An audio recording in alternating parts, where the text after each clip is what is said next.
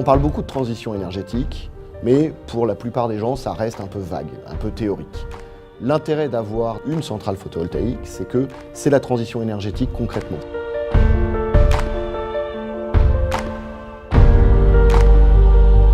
Le plan solaire, c'est le plan lancé par EDF en 2017 pour atteindre 30 gigawatts de photovoltaïque construits en France avant 2035. Aujourd'hui, il faut à peu près 1 hectare pour construire 1 mégawatt de solaire. Et donc, on estime qu'il nous faudra environ 20 000 hectares pour réaliser le plan solaire dans sa globalité. L'idée de faire un parc photovoltaïque était à la fois l'idée de répondre au développement durable, à la transition énergétique et en même temps à l'image de marque du village qui restait village viticole. Nous avions une carrière d'argile dont l'exploitation avait cessé en 2005 et on avait examiné quelles étaient les possibilités de reconversion de cette carrière.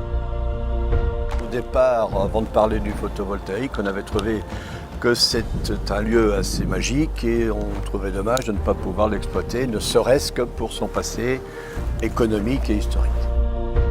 On est sur une ancienne base aérienne militaire d'origine américaine qui date de 1944. En 2006, le site était abandonné de son activité militaire, plus une seule activité.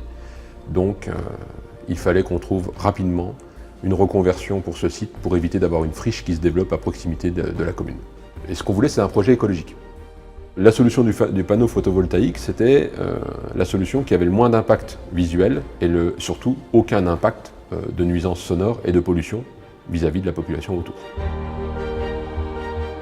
On travaille énormément sur l'environnement et c'était l'occasion de montrer qu'on était capable d'offrir aussi la possibilité d'investir aux portes de l'usine sur un projet écologique et à impact environnemental nul. Ça donne de la fierté aux employés de cette usine, plus aux co-traitants qui traversent ou qui longent ce parc photovoltaïque chaque jour. Nous avons pu alimenter plusieurs centaines de foyers avec une énergie solaire, avec stockage, une première mondiale.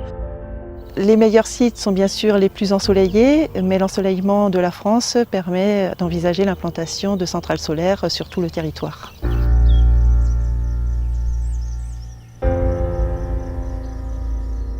Notre force, c'est d'être en capacité d'accompagner le projet du début jusqu'à la fin.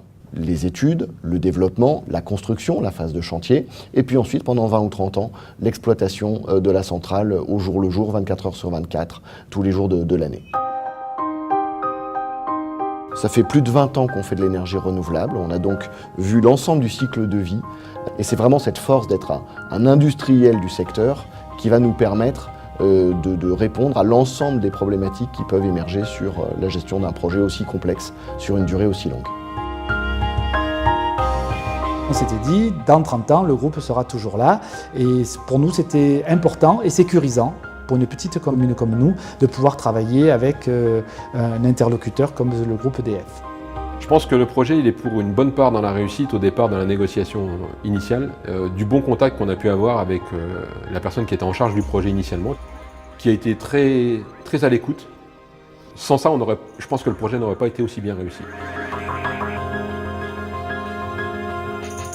Pour chaque projet de centrale photovoltaïque, un chef de projet EDF Renouvelable va avoir la capacité à associer l'ensemble des parties prenantes, à piloter le projet. Cette intégration des compétences autour d'un chef de projet, ça permet d'avoir affaire à un seul interlocuteur qui aura une vision globale des problématiques associées à ce projet. Dans les projets qui étaient proposés, le projet d'EDF était celui qui était le plus abouti. Enfin, moi je suis apiculteur, donc dès le départ j'avais demandé à ce que le site, on ait la possibilité d'avoir un respect de l'environnement. On est quand même sur un site de 520 hectares pour lesquels il n'y a pas de pollution de la part de l'activité. D'ailleurs, on a un développement de la faune et de la flore sur le site qui est hyper impressionnant.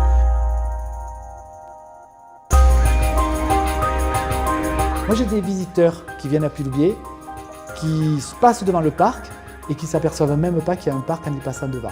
Dans un site assez remarquable, on peut intégrer, sans que ça pénalise, une centrale photovoltaïque. Et le résultat, me semble-t-il, est tout à fait réussi.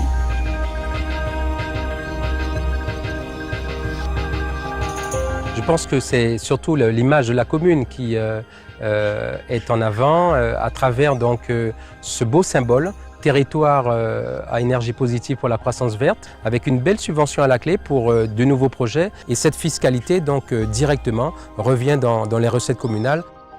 L'important pour moi, c'était d'avoir une recette fiable que je pouvais inscrire en début d'année dans mon budget prévisionnel. Ce loyer versé par le groupe EDF nous permet de compenser la baisse des dotations de l'État et nous avons pu ne pas augmenter les impôts depuis 2001 dans une commune comme la nôtre, malgré tout ce qui peut se passer en matière de comptabilité publique.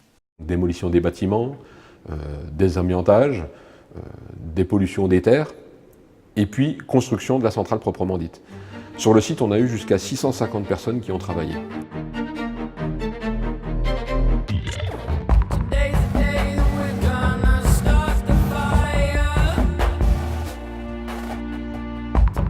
Le développement d'un projet d'énergie renouvelable, c'est forcément une relation de partenariat. Moi, ce que j'ai trouvé formidable, c'est la façon dont nous avons pu travailler. Et on ne s'est certainement pas trompé lorsque nous avons choisi le groupe EDF. C'est un investissement environnemental qui a été fait. C'est pour l'avenir. Ça démontre de manière visible l'engagement d'une communauté pour la transition énergétique, pour la réduction des gaz à effet de serre.